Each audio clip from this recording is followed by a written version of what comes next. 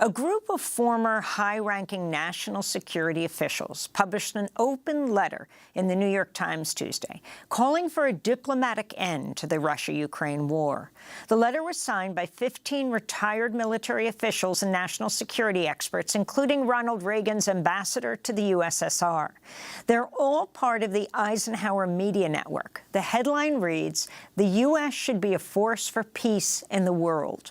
It begins, "The Russia-Ukraine war has been an unmitigated disaster.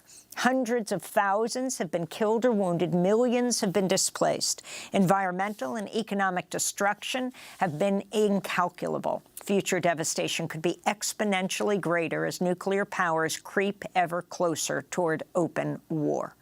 For more, we're joined by the lead signatory on this open letter to President Biden published in the New York Times yesterday.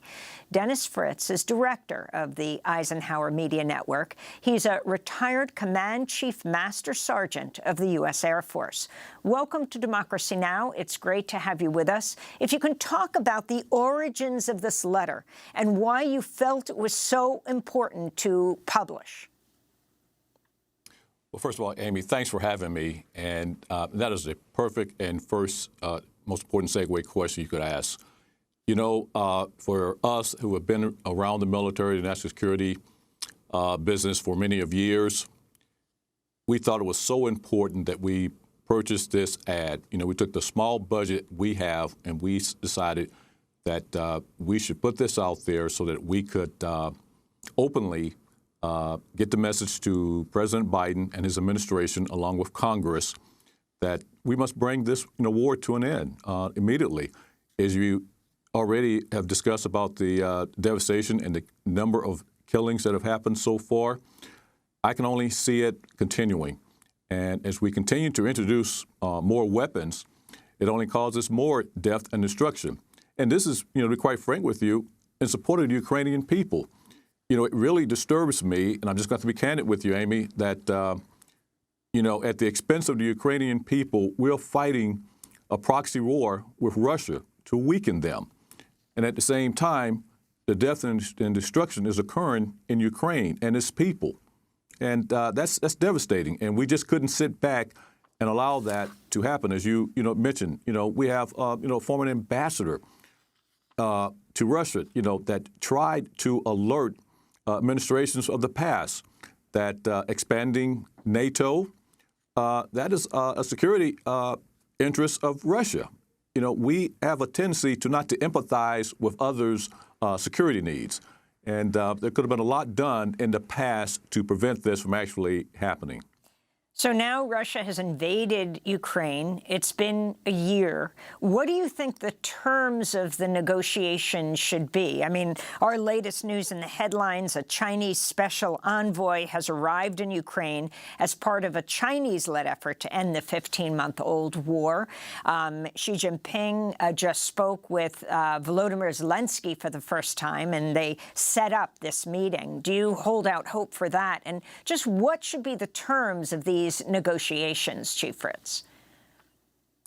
Well, Amy, that would actually be up to the Ukrainian leadership and President Zelensky, along with, negotiating with Russia. But let me just first say that, in negotiations, you're always going to have to give up something. So I will think the first need would be, let's stop the fighting, and then let's listen and to see what Russia's needs and security needs are. And I think that's what led us here, is because of the fact as Russia was expressing their security needs of us expanding closer to the borders of Russia. I mean, look at it as you look at the piece that we purchased yesterday. If you look at a map that we provided, if you back an animal, you've heard this old saying, if you back an animal up against the wall, it's going to react. It's going to defend itself. And as I mentioned earlier, we have a tendency to not to empathize with the security needs of others. If we had a hypothetical map of what would it look like if we had Russian munitions, personnel assigned in Canada, in Mexico, we would actually lose our minds. And that is what Russia's against right now. So the first step in the negotiation process should be actually listening to Russia. They've been trying to warn us for years that the expansion of NATO is a concern of theirs. And so the first thing we have to come to the table is to actually, listen to Russia's needs, and then whatever decisions abided by. I know one of the biggest things right now is the Donbass eastern region, where we have Russian-speaking Ukrainians. Those needs must be addressed. There's been a war going on there for the longest, and Russia, tried to stay out of it with the Minsk Accords, and they tried to abide by it. And, the Ukrainian government at the time was still bombarding the Donbass region. So that has to be discussed. The issue of Crimea would need to be discussed, because I think that need to be a part of the negotiation table, because the Black Sea is an important part of the world for Russia. And so, the first step will be to actually sit down at the table and have an opportunity to listen to what Russia's security needs, as well as Ukrainians' needs, and also NATO.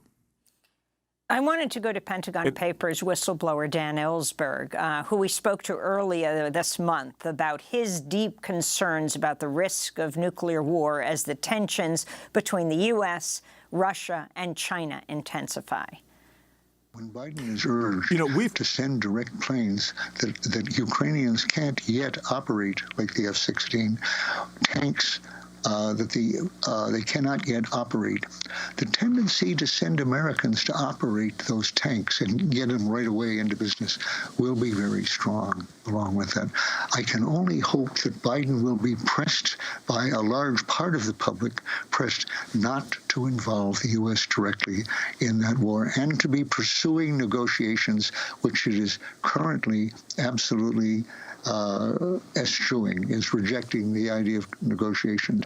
The belief that we can do less bad by striking first than if we strike second is what confronts us in Ukraine with a real possibility of a nuclear war coming out of this conflict. In other words, of most life on Earth, not all, most life on Earth being extinguished as a matter of the control of Crimea or the Donbass or Taiwan. That's insane. Again, that's Daniel Ellsberg, perhaps the world's most famous whistleblower, who released the Pentagon Papers to the press, just diagnosed with inoperable pancreatic cancer, said he absolutely wanted to discuss this issue, that this was the message that he wants to put out to the world at this point in his life, is this threat of, and people think of massive nuclear weapons. He said it's the low-level tactical weapons that are just as dangerous, low-level tactical nuclear weapons. Command Chief Dennis Fritz, your response. Let me just mention, when you say tactical weapons, guess what? That can escalate to intercontinental ballistic missiles as well, carrying nuclear weapons. So the escalation is the key. Regarding Mr. Ellsberg, we've been in communication with him. In fact, we even, coordinated and talked with him about our letter. And Amy, I must tell you, I spent a few years at the time, Space Command, where our land-based missile systems were under the commander who I advised at the time. I was also, as part of an additional duty, an advisor to the NATO commander. Not the NATO commander, I'm sorry, but the NORAD commander. And I can tell you, I've been in and out of the Pentagon since the age of 22. Now, I'm now 66 years old. The majority of my life has been in and out of the Pentagon. And this is probably the most fearful I've ever been with a nuclear escalation. We're talking about two nuclear powers. We're talking about a country, that country being Russia, who for years we have tried to humiliate by way of us. We won the Cold War. We're the only superpower. We do as we please. Well, I can tell you right now, Russia loves their country as well.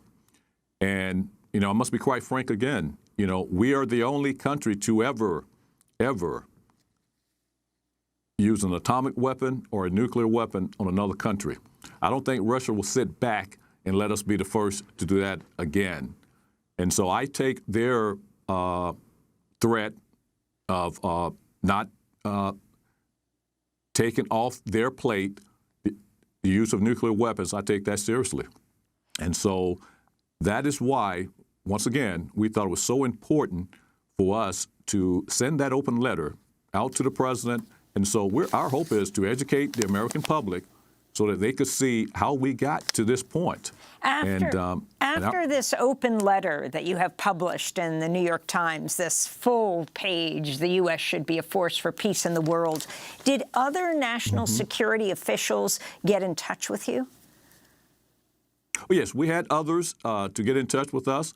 And I must tell you, Amy, to be quite frank, is that some of those individuals didn't think we went further enough in our message of their concern about escalation to nuclear warfare.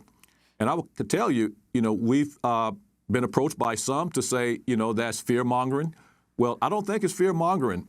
In fact, I want you to be fearful because of the fact we're, close to that, point. Can you imagine, a few months back, we had an Iran missile to land in Poland. It could be an accident. It could be something that's on purpose. I mean, how long do you think Russia is going to allow weapons to be entered into Ukraine? And let me just mention something else, too, that Daniel mentioned. I find it amazing when I had said earlier that Ukraine is fighting a proxy war on behalf of us. Well, think about this for a moment. Here it is, we're introducing some of these weapons, but oh, by the way, Ukraine, there would be no offensive weapons that you can strike deep into Russia. We won't allow that. Why won't we allow that? Well, that could escalate it. Let's escalate to the point where Russia, gets to the point and say, listen, you're introducing these weapons that are hitting deep into our country. We're not going to allow that. That is a threat to our national security. And so all bets are off now. And so this can become a all-out war. And Russia's not going to lose this war. And so if it becomes a threat to their country and their leadership, let it be no doubt in your mind, there's no doubt in my mind, that if it came to that, they would actually use a nuclear weapon. And Are what you happens particularly concerned because of the drone attack on the Kremlin? It is not clear who was involved with this, who was behind this drone attack. Well, see, that's true. You always have disinformation in warfare. But think about this, Amy. That's exactly what I'm talking about. It can be an accident. It could be a white flag, something that we will not expect that could actually, let's say, for instance, some have said it was Russia, which I don't think so. But let's say it was them, and that gave them the rationale to deepen the war. And let me just mention one other thing, too, as we keep prolonging this war, because one of the things we're really concerned about as well as we continue to prolong this war, well, guess what? That is more death and destruction in Ukraine. It could get to the point where there will be no country for there to be peace, because Russia, if they so desired, could destroy every piece of infrastructure in Ukraine. Do we want to see that? You were the chief signatory on this, and the force behind this is the Eisenhower Media Network. Explain what that is. Well, the Eisenhower Media Network, we came together. I think the thread that really brought us together was the Iraq War. It's definitely was based on a lie. And as you saw what we did to Iraq, destroyed that country, millions of lives lost on the American side of the house, 4,500 military members killed, 100,000 or more, injured for life.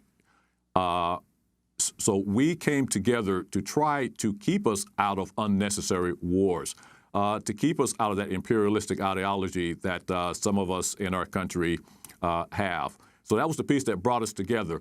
And when you think about the expansion of NATO, when you think about these continuous wars, there is somebody that's benefiting from that. And so our goal is to limit that benefit of the military-industrial complex, which Eisenhower, warned us about. And so that's where we got the name from. So our goal is to limit wars, to limit the benefits of war, which, as you know, the money that we give Ukraine for weapons, that money is going somewhere. Somebody is making those weapons, and it's beneficial to them. I don't think the lives of people should be beneficial for those that benefit from war.